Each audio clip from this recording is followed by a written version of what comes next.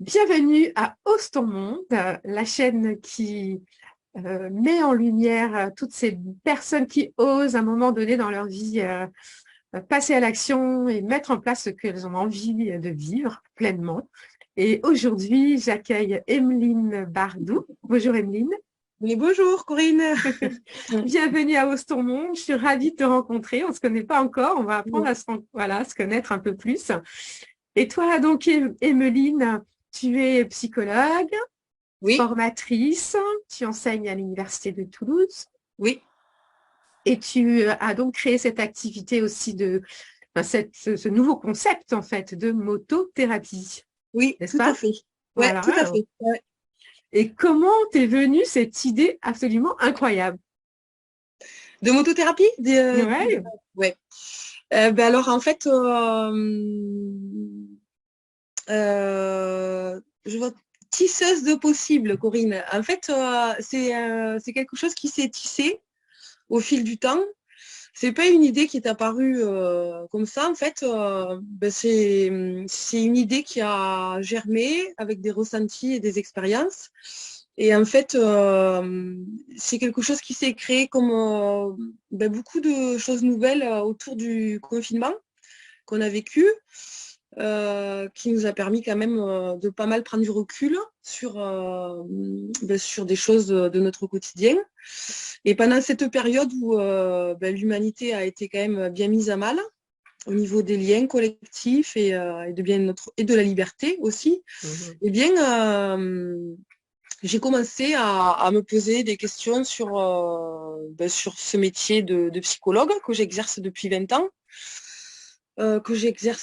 ans, donc en institution, voilà, jusqu'à il y a quelques années.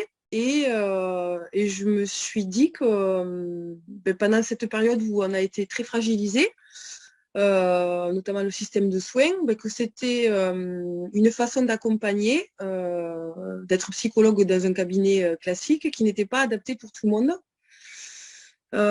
Et que tout le monde n'avait pas sa place en fait dans cette façon traditionnelle d'être accompagné. Donc, je me suis lancée dans une formation pour être initiatrice, éducatrice moto en fait, motocross, motopiste, moto tout-terrain, pendant cette post-formation, post-période de confinement. Donc, j'ai eu mon diplôme d'éducatrice moto. Et puis, j'ai démissionné de mes postes salariés en institution pour être totalement autonome dans mes cabinets de psychologue. Et j'ai commencé donc à exercer cette activité de motothérapie qui utilise le même principe que l'équithérapie, l'art-thérapie, la musicothérapie. C'est-à-dire qu'en fait, l'idée, c'est d'utiliser un médiateur autre que la parole pour des personnes pour qui la parole n'est pas forcément un médiateur à privilégier, parce que pas facile, mais aussi pour des personnes qui ont été déçues, blessées, qui se sont senties trahies ou abandonnées par le système de soins classique et qui ont besoin d'autres identifications quoi, possibles. Donc voilà. Donc j'ai commencé dans une école de motocross où j'avais fait mon stage. Et puis très rapidement, en fait, je me suis rendu compte que la motothérapie n'était pas forcément comprise, puisqu'en fait c'est quelque chose qui n'existait pas et que comme toute chose nouvelle, et je crois que c'est un peu le fil de ta chaîne là, YouTube, quand ça n'existe pas, ça a deux effets en fait. Ça a l'effet de faire peur et l'effet d'incompréhension, parce qu'il n'y a pas de repère. Donc ça peut susciter le rejet ou le fait d'être discrédité. Donc je me suis rendu compte que c'était compliqué d'exister dans le monde sportif pur, puisque la motothérapie, c'est pas juste du sport. C'est bien autre chose que la simple pratique de la moto. Et c'était aussi compliqué d'exister du côté du soin parce que ça n'existe pas et du côté du milieu des soignants, c'était pas forcément compris non plus, hein, parce que c'était nouveau. Ça n'existe pas en France, hein, ça n'existe nulle part en fait dans le monde. Et ce médiateur là mécanique dans les professions du monde soignant intellectuel. Donc j'ai eu j'ai eu du mal à trouver ma place dans le monde sportif ou dans le monde soignant. Donc, comme j'avais foi quand même à mon idée et que je mesurais déjà les impacts que ça créait, eh bien, j'ai décidé de créer un monde à part Mhm. euh, qui n'était ni du côté sportif, ni du côté soignant, qui était dans l'entre-deux, puisqu'en fait, la motothérapie, c'est un entre-deux. Et donc, j'ai décidé d'exister de façon autonome. Donc, eh bien, en m'installant dans un terrain en achetant des motos, puisque je fournis les motos de location, en achetant l'équipement, en achetant un camion, une remorque pour les transporter et en continuant de proposer les séances de motothérapie. Alors au début, pour ma patientèle, des personnes qui me connaissaient. Et puis, comme il me semblait important, vu l'effet que l'innovation avait créé, c'est-à-dire le rejet, la peur, les compréhensions, il me paraissait important d'apporter du crédit. Je me suis ralliée à un monde qui m'a accepté, c'est celui de la recherche universitaire. Parce Mhm. que je trouvais que c'était sa place pour justement apporter des effets de preuve ou d'interrogation sur ce qui n'existe pas et ce qui est nouveau. Donc je suis accompagnée par l'Université de Toulouse en psychologie, par un laboratoire de recherche qui m'accompagne pour mener des recherches sur les effets de cette pratique. Et donc, on fait des passations de questionnaires, d'entretiens pour étudier un peu les effets de la motothérapie. Et on fait des publications aussi, voilà, dans des congrès et des revues Mhm. spécialisées pour commencer un peu à apporter les effets de la motothérapie et, D'accord. et l'apport scientifique. Voilà. Donc, au final, ce qui a été compliqué là dans cette innovation et tout ce qui est nouveau, c'est de ne pas trouver sa place dans ce qui existe Mhm. déjà, ce qui est logique. Et c'est de tenir bon dans ça, suffisamment bon pour que finalement, assez rapidement, au bout d'un an, les portes se réouvrent du milieu du sport et du milieu du soin. Voilà. Bravo. Et ouais. Ouais, et ça c'était intéressant parce que du coup ça crée plein d'opportunités et ça commence à exister dans le tissu social, voilà, avec Mhm. des demandes d'accompagnement d'institutions comme le Conseil général, la mission locale, des institutions pour des mineurs réfugiés, des institutions qui accueillent des enfants porteurs de handicap, des institutions qui accueillent des décrocheurs scolaires, donc l'éducation nationale. Waouh. Et voilà, donc il y a des petites choses nouvelles qui commencent à émerger et ça, c'est assez intéressant finalement. C'est une expérience intéressante en ça en fait. Oui, parce qu'on n'est pas dans un pays qui accepte fortement la nouveauté. On est bien ancré dans nos vieux schémas et c'est compliqué quand on veut apporter des choses nouvelles. Donc, bravo Et oui, d'avoir mais réussi à percer. c'est vrai, ah, mais oui, après, bon, alors je pense que ce qui a joué, c'est que c'est le contexte sociétal dans lequel on est. Mhm. C'est-à-dire que le contexte sociétal qu'on vit, il a été privé de loisirs et de plaisir pendant pratiquement 2 ans suite au confinement. Et ce que j'ai proposé, c'est justement l'accessibilité à ça, dans une période où l'humanité a été quand même privée de loisirs et Mhm. de bien-être, puisqu'en fait, toutes les activités ont été empêchées pendant 1 an et demi en raison des restrictions sanitaires. Et il y a eu vraiment une pénurie du lien collectif et du plaisir à faire et à ressentir et à être ensemble. Et je crois que c'est tombé à ce moment-là. Et c'est tombé à un moment, donc déjà, par rapport à l'aspect bien-être, plaisir. Et ensuite, c'est tombé à un deuxième moment qui coïncide au niveau sociétal, c'est que le système de soins et de santé s'effondre. Bon, pas que, Ah bon? Ouais. pas que le Mm. système de santé, le système social. Et donc, les modèles classiques d'accompagnement ont perdu de leur crédibilité, mais aussi de leur efficacité, puisqu'en fait, les moyens disparaissent et donc ça laisse place à des choses nouvelles, hein. Vous Mhm. voyez? Et je pense que c'est Mm. aussi pour ça, tu vois, c'est pour ça que je pense que ça a eu cette résonance particulière, je pense. Oui, oui, ça laisse place justement à cette créativité, hein. Mais je me posais une question par rapport au choix de la moto. Oui, pourquoi, est-ce que toi, tu es motarde à la base ou est-ce oui, que, pourquoi pas du vélo-thérapie, quoi? oui. Eh ben, oui, je vais t'expliquer, c'est tout simple. Alors ça, oui, et je crois que l'innovation, c'est lié à ça aussi, quand on ose des choses, qu'on crée des choses nouvelles.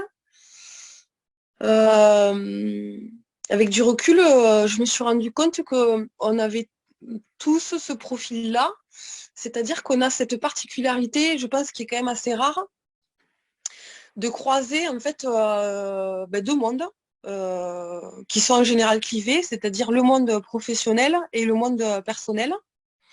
Et ce qui a créé ce passage à l'acte, c'est que justement, j'ai lié en fait une partie de moi, de mes activités, de mes loisirs personnels, de ma vie personnelle à mon activité professionnelle. J'ai essayé de réfléchir au lien que je pouvais faire entre les deux. Et très souvent, c'est assez dissocié en fait. Et donc, si tu veux, la moto, j'ai commencé très tardivement. Je ne suis pas du tout motarde depuis ma tendre enfance. J'ai eu une mobilette. Je pense que ça a été peut-être le déclencheur quand j'étais ado. Et Mhm. j'ai eu beaucoup de plaisir à piloter cette mobilette. C'est-à-dire que j'ai 44 ans, hein, donc tu vois, c'était il y a 30 ans. J'ai eu la chance d'avoir l'opportunité en tant que jeune fille d'accéder à cette pratique qui était quand même assez masculinisée par un père qui a donné plein de possibilités à ses filles d'osciller entre le masculin et le féminin. Et je pense que ça, c'est la voie d'ouverture. Et puis ensuite, j'habitais à côté d'une école de motocross il y a 10 ans et j'entendais les motos tourner à côté. Et un jour, j'ai décidé d'amener mon fils, qui était âgé à l'époque de 4 ans et demi, pour voir les motos tourner. Et puis j'ai décidé de le lancer et de lui permettre d'accéder à ce loisir. Puisque voilà, il était passionné des motos. Et donc, je l'ai inscrit à cette école de motocross à 4 ans et demi, ce qui était assez tôt d'ailleurs par rapport aux normes. Et puis, en le regardant piloter, en fait, j'avais peur en fait de le voir tomber. Je ne supportais pas d'être passive et spectatrice. Et puis, ça me donnait un petit peu envie. Puis surtout, en fait, je me suis dit, mais en fait, si à 4 ans et demi, il arrive à faire de la motocross, je vois pas pourquoi en fait j'y arriverai pas. Donc j'ai été la première maman à m'inscrire pour des cours, qu'ils n'avaient jamais vu ça, pour essayer. Et en fait, en Mhm. essayant, je me suis rendu compte que c'était très facile à apprendre. Et du coup, j'ai continué à prendre les cours. Première adulte femme et maman à prendre des cours avec son enfant dans cette école. Donc atypique déjà. Et puis au fil du temps, j'ai passé mon permis gros cube aussi moto de route. Et puis, je me suis rendu compte que c'était aussi très plaisant. Et puis, je me suis mise à la moto de piste aussi et à l'enduro. En fait, et puis au freestyle, et puis au stunt. En fait, Oh toutes les là là. disciplines pratiquement. Non, il me reste le trial à essayer. Il me reste le trial. En fait, j'ai essayé un peu toutes les disciplines moto en me rendant compte qu'elles étaient toutes complémentaires dans l'apport qu'elles avaient au niveau personnel et voilà. Et puis surtout, j'ai commencé à fréquenter le milieu motard et je me suis rendu compte qu'il y avait un cœur qui était quand même énorme dans ce monde.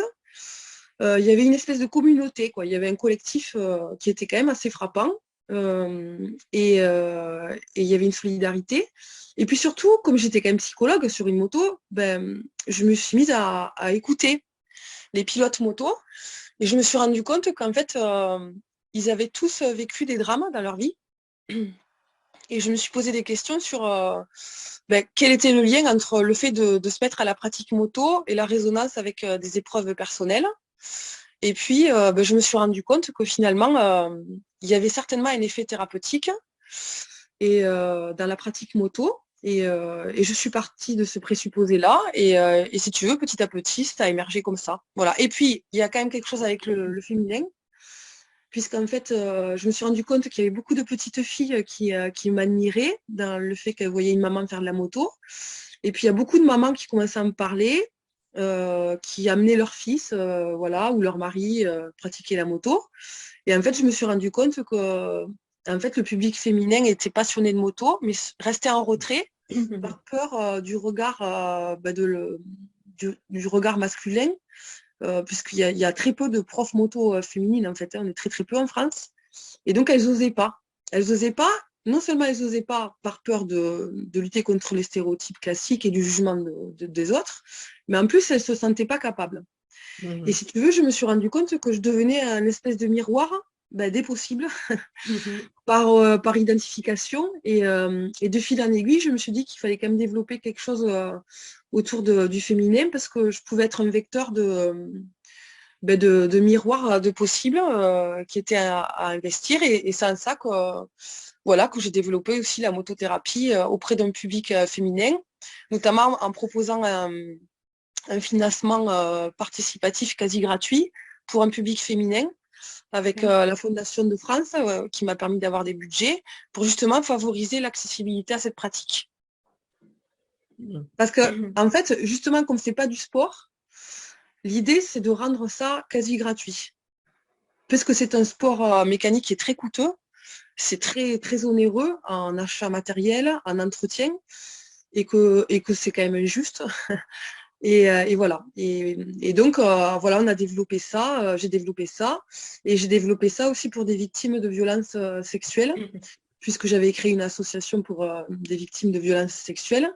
Et je me suis rendu compte qu'en fait, si tu veux, la pratique moto permettait de résoudre quelque chose autour du traumatisme, parce qu'en fait, ça fait ressentir de la peur, sauf qu'en fait, plutôt que de la subir, la personne devient actrice de son pilotage Mhm. et dans un milieu sécurisant et étayant, elle arrive à passer des paliers pour ne pas revivre ses traumas, mais les dépasser.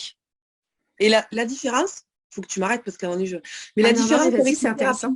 thérapie, la différence avec une thérapie classique conventionnelle qui est faite que par la parole, que j'ai commencé déjà à souligner là, qui se voit, c'est qu'en fait, toutes les personnes qui ont commencé la motothérapie, c'est-à-dire c'est des personnes qui n'auraient pour la plupart jamais imaginé faire un jour de la moto, quoi. Et encore moins Mhm. du motocross.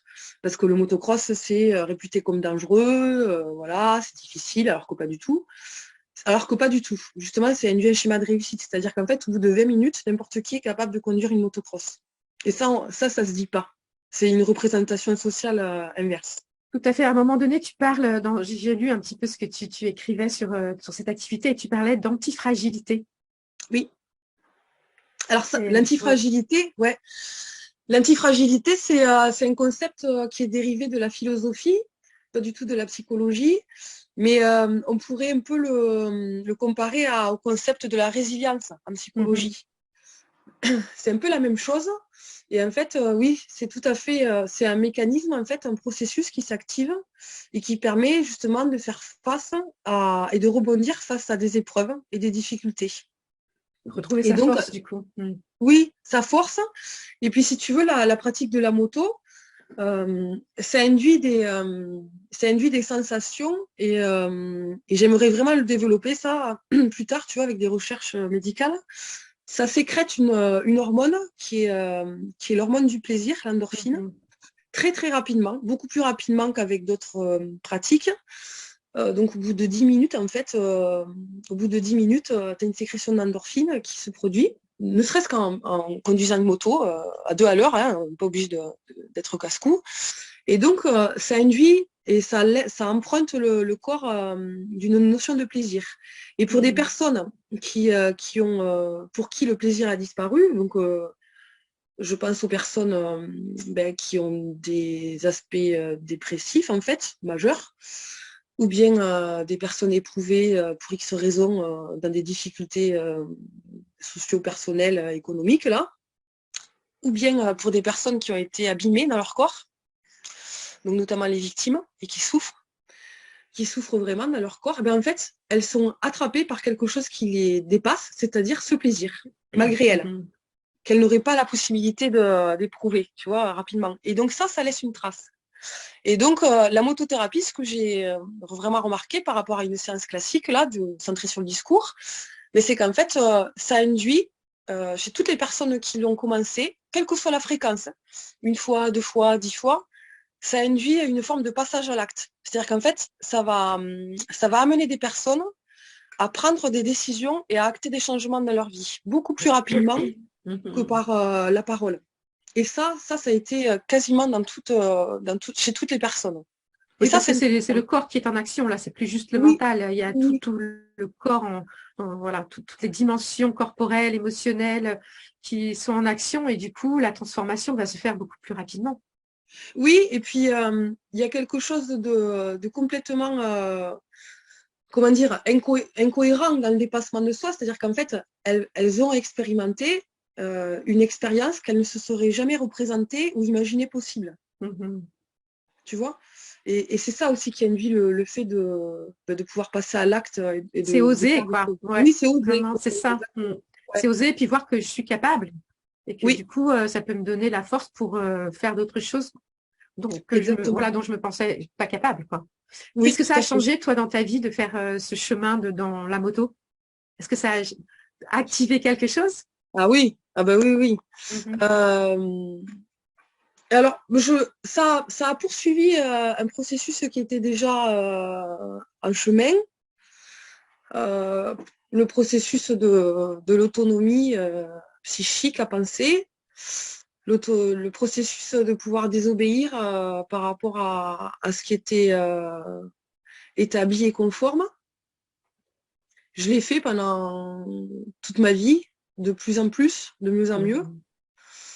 euh, jusqu'à me rendre compte qu'en fait, ben, cette capacité d'esprit critique et de pouvoir refuser de penser ou de faire les choses comme les autres, malgré les Mhm. dictats, ben, ça pouvait apporter non pas juste de la marginalisation ou autre, mais ça pouvait apporter de l'innovation, des choses nouvelles.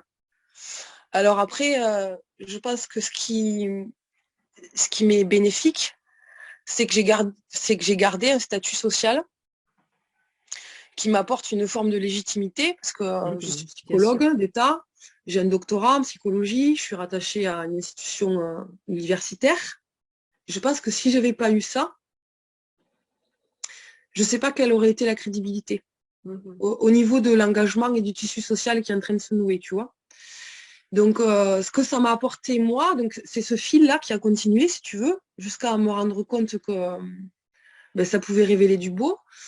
Mais en plus de ça, moi, dans ma pratique, ça m'apporte beaucoup d'oxygène parce que les métiers de la santé sont vraiment en souffrance, comme beaucoup d'autres métiers. Et quand on est humain et impliqué, ça demande à apporter beaucoup de choses, beaucoup trop de choses de plus en plus, puisque tout se délite autour de nous et qu'on commence à avoir une place de multiples, en fait. Tu vois, je suis psychologue, mais en fait, je peux être aussi parfois comme une gendarme, comme une assistante sociale, comme un médecin, euh, comme un éducateur, parce qu'en fait, il n'y a plus ça. Oui, oui, Et c'est donc, sûr. si tu veux, ça apporte ben, quelque chose de très lourd à porter. Et au final, Mhm. comme les institutions médico-sociales ben, s'effondrent, et le système de soins s'effondre en libéral, eh ben, on retrouve un peu tout ce qui n'a pas de place dans les institutions et on est confronté à des situations assez catastrophiques sur plein de Mhm. plans, très, très, très, très dures à porter, lourdes, ce qui n'était pas du tout le cas dans ma pratique de psychologue il y a 20 ans, 15 ans ou 10 ans. Et depuis 5 ans, en fait, voilà, on est face à des choses qui sont vraiment catastrophiques et ça devient assez lourd. Et d'avoir introduit cette médiation en motothérapie, ben, écoute, c'est ma bulle d'oxygène, mais pas que Mais en pour moi, fait, elle est pour les patients aussi. bien sûr, mais là, ce que je trouve assez atypique en fait dans ton cheminement, c'est justement, comme tu dis tout à l'heure, ce lien entre ce que tu es toi profondément en tant qu'humaine et le rôle professionnel que tu as dans la société et d'enlever en fait la frontière qu'il existe entre ces deux mondes, parce que souvent les gens coupent entre ces deux espaces, Oui, alors qu'en fait, pourquoi enlever la part d'humain dans mon activité professionnelle? oui. Puisque c'est Ben, l'humain qui est derrière ce rôle, et du coup de rallier, de faire un avec tout ce qui est toi, toutes ces différentes parties de toi. C'est ce que tu démontres à ce mais moment-là. oui, tout à fait. Alors ça, on le voit dans les, euh, dans les pratiques qui sont d'accompagnement qui sont non conventionnelles, tu vois, on le voit ce Mhm. point d'humanité, on le voit beaucoup moins dans les pratiques conventionnelles qui sont encadrées par une formation initiale qui dicte une façon de faire, une façon d'être, des codes de déontologie, etc. Et qui empêche justement ce point d'humanité Tout à fait. d'exister. Et c'est en ça que c'est atypique. C'est peut-être pour ça que ça résonne. J'aurais pas été psy, tu vois, ça aurait pas, ça Oui, aurait pas, c'est... ça aurait pas pétillé de la même façon. C'est-à-dire qu'en fait, là, j'ai cassé les codes. C'est-à-dire qu'en Ouais, fait, ouais.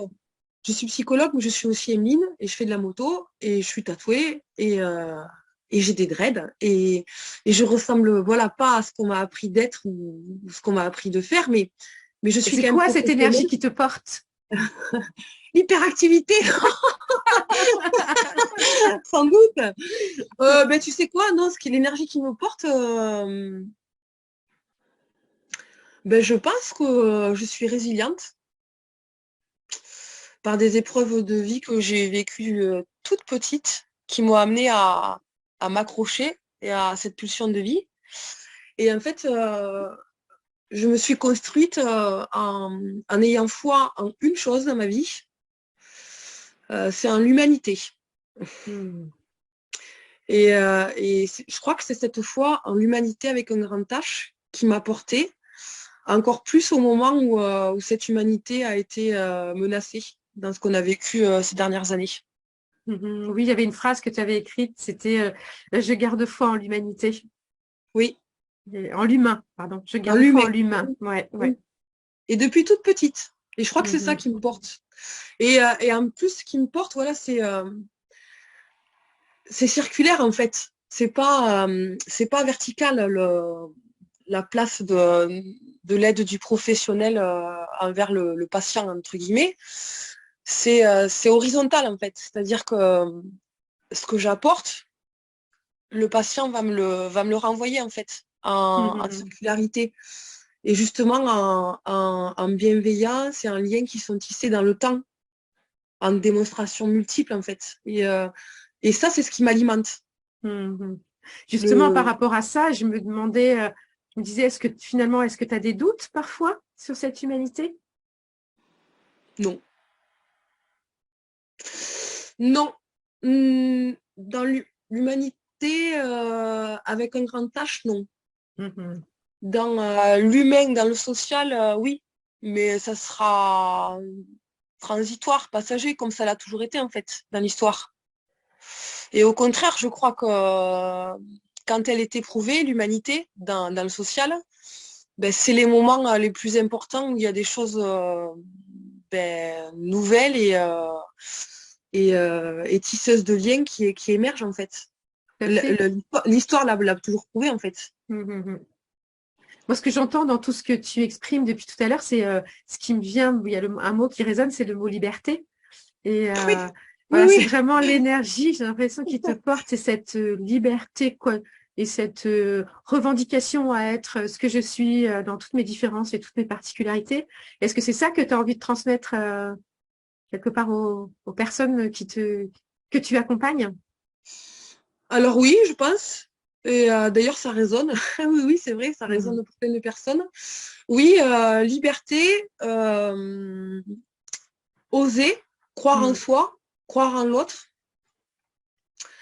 tenir dans la difficulté, parce que ça peut être éprouvant, euh, et garder espoir en fait. Toujours Mhm. croire. Ouais, garder la foi. Alors, en quoi, ça dépend, mais garder la foi. Ouais, surtout garder la foi. Mhm. Et est-ce qu'il y a quelque chose que tu n'as pas encore osé et qui est sur ta liste, hein? Oui. Oh, mais elle est longue, la liste. Oui, oui, oui, oui, oui. Je vais créer un organisme. C'est pas que je n'ai pas osé, c'est que j'ai pas eu le temps.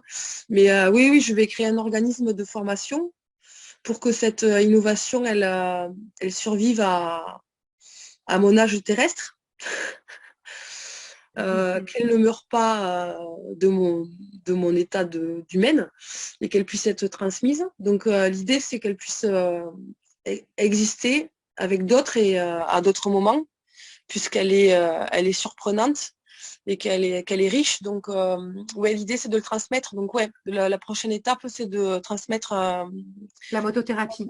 voilà, la motothérapie Mm. de façon encadrée pour que justement on puisse garder les valeurs de ça et de transmettre et de former des professionnels et des personnes qui sont intéressées par cette pratique pour que justement ça s'inscrive dans les générations futures en fait.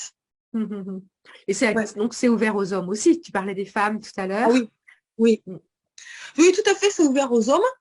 Et ce qui est intéressant, c'est justement cette vision complètement décalée. Alors, je fais des groupes féminins par rapport à un appel à projet là, qui s'appelle Femmes et Sport, dont je t'ai parlé. Mais après, je reçois aussi beaucoup de petits garçons avec qui, ou des ados, avec qui il y a une résonance particulière. Et ça, je l'avais observé quand je faisais mes stages dans d'autres écoles de motocross où il n'y a que des profs, des éducs moto, quoi, garçons.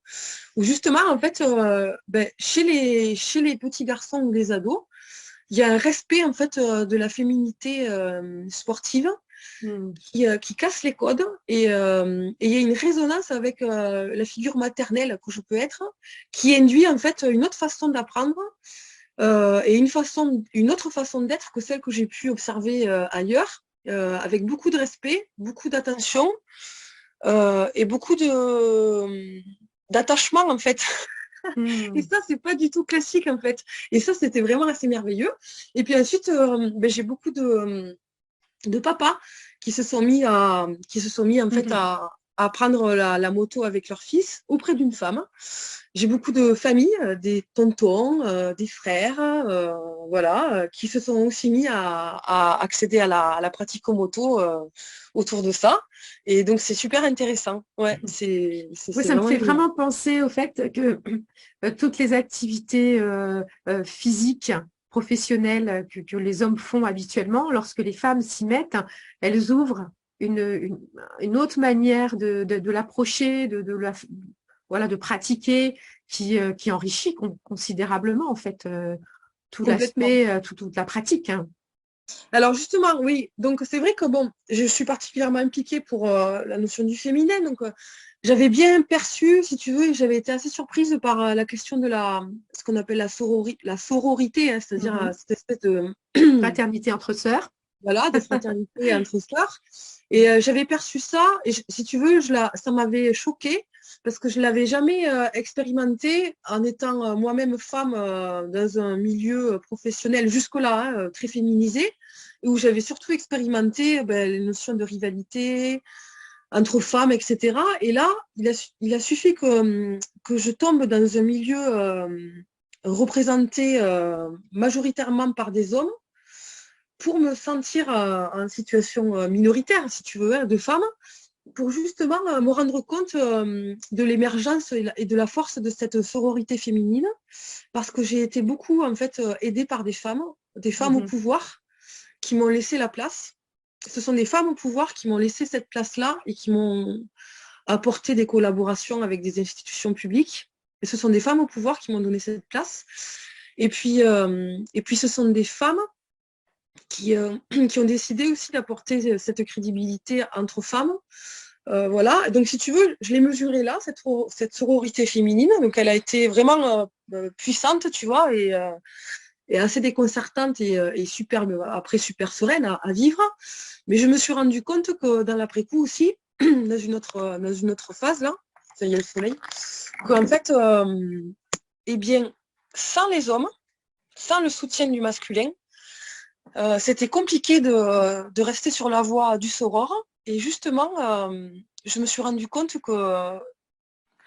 qu'il était important de laisser la place aux hommes et de reconnaître cette place fondamentale aux hommes, parce que ça serait aussi par ces hommes que les stéréotypes féminins pourraient être bousculés. Et je me C'est rends compte clair. voilà, que ce sont ces hommes qui m'ont aidé dans des tâches de labeur, tu vois, conduire une Mhm. pelle, couper des arbres, m'aider sur de la mécanique. Euh, et ce sont des hommes qui montrent qu'en fait, de suivre des cours de moto par une femme, et ben, en fait, ça peut apporter des choses. Ouais, Voilà. c'est chouette ce que tu dis, vraiment, je trouve que c'est très, très important, ce fait que on est absolument comment on va dire, complémentaires et qu'on a besoin des hommes, les hommes ont besoin des femmes. Voilà, on peut pas se passer les uns des autres Non. et c'est que voilà, c'est comme se couper d'une partie de l'humanité, mais de quel sens ça pourrait avoir? Oui, Effectivement, ça, ça nous oui, c'est des enrichit tous balances. les uns les autres. On doit coopérer absolument, quoi. Mm. C'est des balances, c'est des équilibres. Mm. Tout Ouais, à fait. Je suis bien ouais. d'accord avec toi. Je suis d'accord avec toi là-dessus. Sur tout ça, est-ce que toi, tu as envie d'ajouter quelque chose? Est-ce que tu aurais envie de donner, de dire quelque chose à toutes ces personnes qui osent pas encore plonger dans Oui, quelque chose qu'elles n'ont pas osé faire? oui, oui, oui. Oui, oui. Alors, ce que je pourrais dire d'important pour ces personnes, euh, c'est que oser quelque chose, euh, c'est un processus qui s'inscrit dans le temps.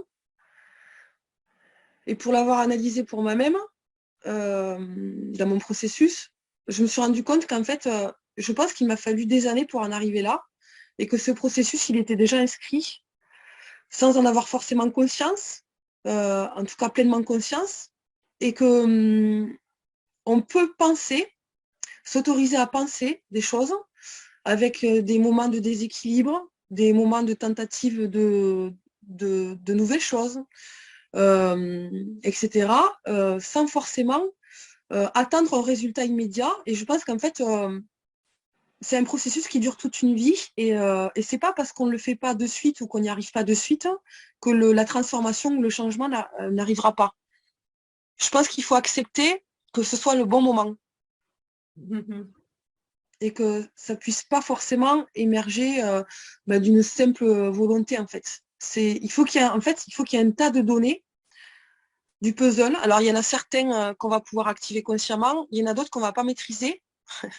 C'est là que on rentre dans l'inexplicable. Mhm. Inexplicable par les sciences humaines. Ouais. Mais je crois qu'en fait, il faut accepter qu'on puisse arriver à un état de transformation ou d'oser les choses à un certain moment de sa vie, même s'il n'est pas immédiat. Et c'est pas parce qu'on ne le fait pas à un moment que Mhm. ça n'arrivera pas. Et ça, je ne l'aurais pas pensé. Je l'ai Mhm. découvert. Donc, par l'expérience. Oui, Tout à fait. Mhm. ouais. Super. Mm. Eh bien, très bien, je te remercie de ce beau message de fin Merci, et de merci à toi. de tout ce beau moment, tout ce que tu nous as exprimé, c'est vraiment très riche et puis ben tout ce que tu nous as donné comme info, en fait, on va mettre sous la vidéo l'adresse de ton Oui, site ou voilà de tes ça coordonnées marche. pour les personnes qui D'accord, veulent te contacter. Et d'accord. puis ben au grand plaisir de faire de la moto parce que figure-toi que moi je suis une flippée de la moto. Non, mais c'est parfait. Il faut que tu viennes alors. C'est Je suis parfait. montée une fois sur une mobilette.